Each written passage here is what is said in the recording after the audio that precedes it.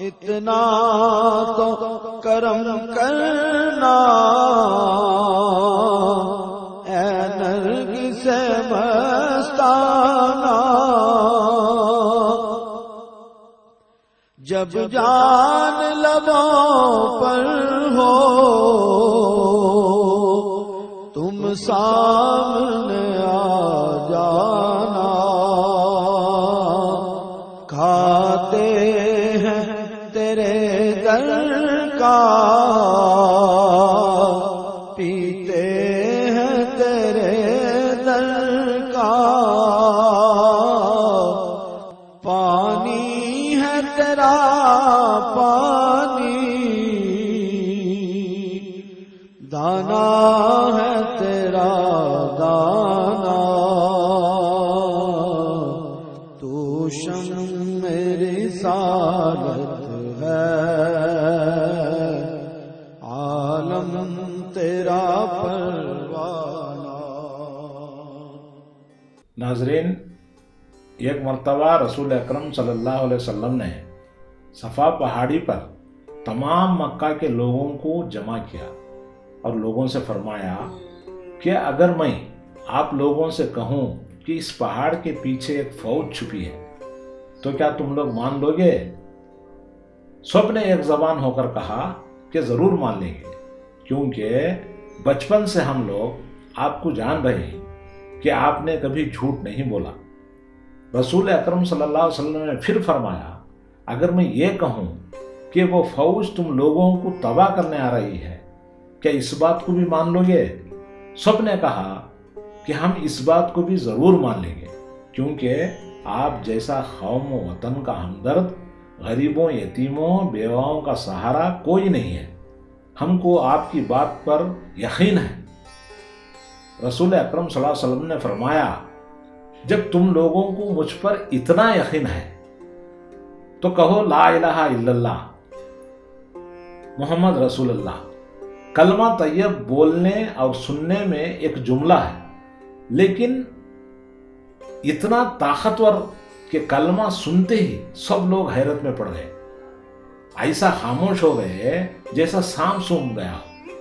صرف چند غریب لوگوں نے کلمہ پڑھا، باقی سب لوگوں نے ایک ساتھ انکار کر دیا اور کہنے لگے، ہمارے پاس ہمارا دین موجود ہے، ہمیں کسی نئے دین کی، نئی تعلیم کی ضرورت نہیں ہے۔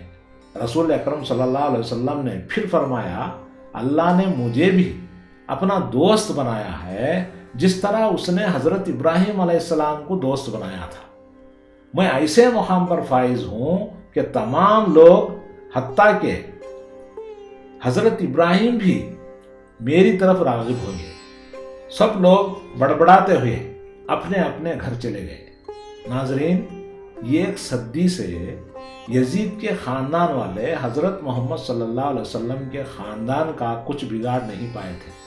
بہت انتظار کے بعد اب ان لوگوں کو موقع مل گیا۔ موقع کا فائدہ اٹھاتے ہوئے یزید کے دادا ابو سفیان نے عرب کے جتنے قبیلوں کے سردار تھے سب کو جمع کیا، سب کو حضور صلی اللہ علیہ وسلم کے خلاف بہکایا۔ سب آپس میں مشورہ کر کے حضور صلی اللہ علیہ وسلم کے چچا حضرت ابو طالب علیہ السلام کے پاس پہنچے اور کہا، آپ اپنے بھتیجے کو سمجھا دیجئے کہ جتنی دولت چاہیں اور جتنی بھی خوبصورت دلہنیں چاہیں ہم دیں گے، اگر حکومت کی خواہش ہے تو ہم محمد بن عبداللہ کو بادشاہ عرب بنا دیں گے، مگر لا الہ الا اللہ کا پرچار نہ کریں، اس سے ہمارا سب کچھ ختم ہو رہا ہے۔ رسول اکرم صلی اللہ علیہ وسلم اپنے چچا کے ساتھی تھے۔ آپ نے فرمایا، دولت، دلہن اور بادشاہت کیا چیز ہے؟ اگر میرے ہاتھوں پر چاند اور سورج بھی رکھ دیے جائیں تو بھی ہم اس سچی بات کی اشاعت سے نہیں ہٹ سکتے۔ سرداران قریش ناخوش ہو کر واپس لوٹ گئے۔ ایک مرتبہ یزید کے خاندان والا ایک شخص ابو جہل سے کسی نے پوچھا، محمد بن عبداللہ کے متعلق تمہاری کیا رائے ہے؟ تو اس نے کہا، محمد کے خاندان والوں نے لوگوں کو کھانا کھلایا، جواب میں ہم نے بھی کھلایا، انہوں نے خیرات کی، جواب میں ہم نے بھی خیرات کی، انہوں نے حاجیوں کی خدمت کی، جواب میں ہم نے بھی حاجیوں کی خدمت کی، مگر اب ہاشمی خاندان میں پیغمبر پیدا ہو گئے ہیں، اللہ سے وحی آ رہی ہے، اب جواب میں ہم پیغمبر کہاں سے لائے؟ اللہ کی قسم ہم کبھی محمد پر ایمان نہیں لا سکتے۔ ناظرین، اب یزید کے خاندان کی جلن شباب پر پہنچ گئی، پورا خاندان ہاتھ دھو کر حضور صلی اللہ علیہ وسلم کے پیچھے پڑ گیا۔ ابو سفیان نے بعض لوگوں کی خدمات روپیہ دے کر حاصل کی اور ان کے ذریعے سے لوگوں میں رسول اکرم صلی اللہ علیہ وسلم کے خلاف طرح طرح کی افواہیں پھیلائی، آپ کو دیوانہ شاعر اور جادوگر کہنے لگے۔ ناظرین، نبوت سے پہلے ہی حضرت محمد صلی اللہ علیہ وسلم کو عرب میں بلند مقام حاصل تھا، اور وہ لوگ آپ سے محبت اور آپ پر بھروسہ کرتے تھے۔ اب اچانک آپ کو نفرت کا نشانہ بننا پڑا، عرب کے عالم، مالدار اور سیاسی لوگ آپ سے دشمنی کرنے لگے، لیکن حضور صلی اللہ علیہ وسلم کے چچا حضرت ابو طالب علیہ السلام نے ہر طرح سے رسول اکرم صلی اللہ علیہ وسلم کی مدد کی اور دشمنوں کے مقابلے میں ڈٹ کر کھڑے ہو گئے۔ آپ نے اپنے بھتیجے سے فرمایا، میرے 10 بھائی اور میرے بھائیوں کے بچے اور میرے بیٹے طالب، جعفر، عقیل، علی، سب کے سب شجاعت کے جنگل کے شیر ہیں، جب تک میں زندہ ہوں مکہ کا کوئی آدمی آپ پر بری نظر نہیں ڈال سکتا، آپ اپنا فرض ادا کیجیے۔ ناظرین، اب یہاں غور کرنے والی بات یہ ہے کہ عرب کے لوگ اہل زبان تھے، وہ کلمہ طیب کے معنی مطلب سے اچھی طرح واقف تھے، وہ جانتے تھے کہ کلمہ طیب پڑھ کر سمجھ لینے کے بعد ہم کو پاکیزہ بننا پڑے گا، دھرم کے نام پر ہزاروں سال سے ہم جو حکومت کر رہے ہیں وہ حکومت ختم ہو جائے گی، امیر غریب، گورا کالا، آقا اور غلام، عربی اجمی، سب انسان برابر ہو جائیں گے۔ ایسے کیسے ہم اپنے غلاموں، لونڈیوں، نیچ خاندان والوں اور مزدوروں کو اپنی محفل میں کرسی دے دیں؟ اسی لیے وہ لوگ کلمہ طیب پڑھنے سے انکار کر دیے۔ ناظرین، کلمہ طیب دین محمدی کی بنیاد ہے، انسانیت کو سدھارنے کے لیے ہی کلمہ لا الہ الا اللہ کا نزول ہوا۔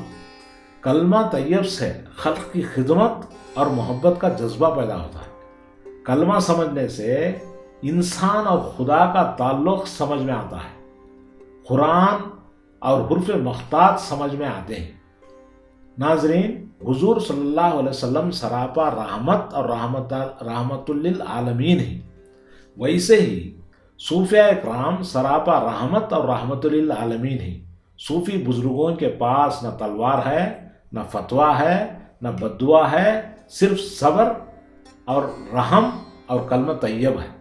1400 سال سے صوفی بزرگ بستی بستی، خریا خریا گھوم گھوم کر لوگوں کو کلمہ لا الہ الا اللہ سمجھاتے آ رہے ہیں۔ کلمہ طیب کے پرچار کے لیے صوفی بزرگوں نے اپنی زندگیاں وقف کر دی۔ کلمہ طیب کا پرچار کرتے کرتے کتنے بزرگ پھانسی پر چڑھ گئے، قتل کر دیے گئے، ملک بدر کر دیے گئے، جیل میں ڈال دیے گئے۔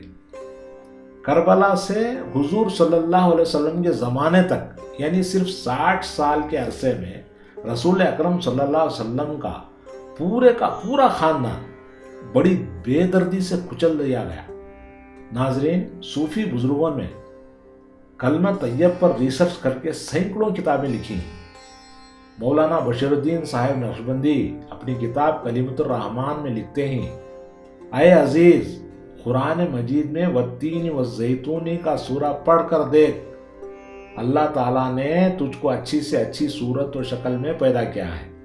اگر یہ اچھی صورت و شکل والا انسان کروڑوں سال کھڑے رہ کر عبادت کرے یا پہاڑوں کے غاروں میں اپنی زندگی گزارے یا زمین کے تہ خانے میں عمر بھر خدا کی عبادت میں مصروف رہے یا اندھیری کونٹھیوں میں सांस को चढ़ाकर या उतार कर आफताब व महताब का ख्याल करे, या साल में एक वक्त सांस छोड़े, या एक बंजर कुएं में सर नीचे पांव ऊपर करे, या अपनी आंखों से आंसू के दरिया बहा दे, या 7 समंदर के पानी से गुस्ल करे, तो भी जब तक कलमे तैयब ला इलाहा इल्लल्लाह के मानी वो मतलब को ना समझेगा, नजात नहीं होगी और इसकी पूरी कोशिश वो मेहनत बेकार जाएगी।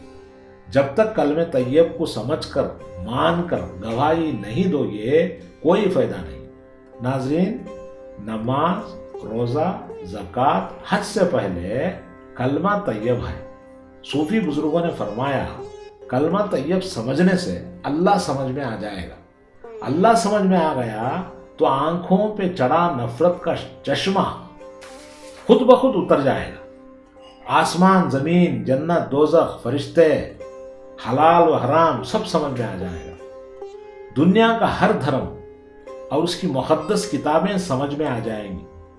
अल्लामा इकबाल ने फरमाया, हदीस दिल किसी दुर्वेश बेकुला से पूछ, खुदा करे तुझे तेरे मुकाम से आगा। अल्लामा इकबाल ने अपने मुर्शिद से गीता और कुरान को समझ लिया तो लिखा, ये आया नौजील से नाजिल हुई मुझ पर, गीता में है कुरान तो कुरान में गीता।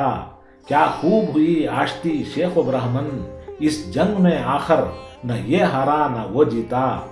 मंदिर से तो बेजार था पहले ही से बदरी, मस्जिद से निकलता नहीं जिद्दी है मसीता।